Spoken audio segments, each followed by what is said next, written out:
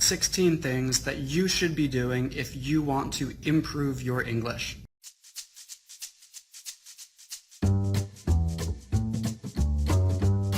Number 1, you need to identify a strong reason why you are learning English.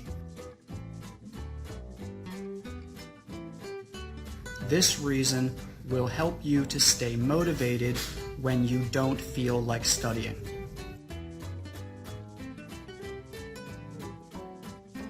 Think about how improving your English will improve the quality of your life.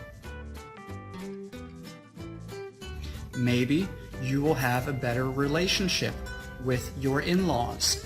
Maybe you will be able to make more money at work.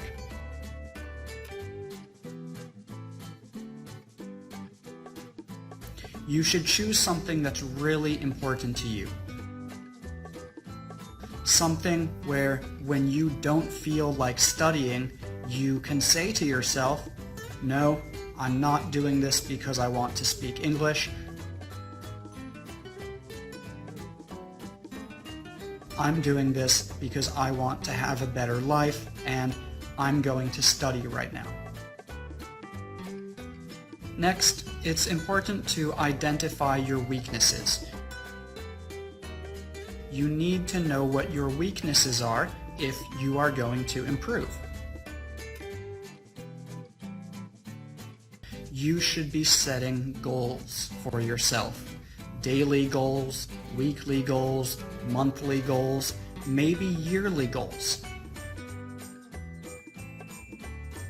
Your goals should be connected to your weaknesses. If you know that your weakness is listening, you should set a goal to listen to the radio for 20 minutes every day. If you know that your weakness is writing, you should set a goal to write 20 sentences every day.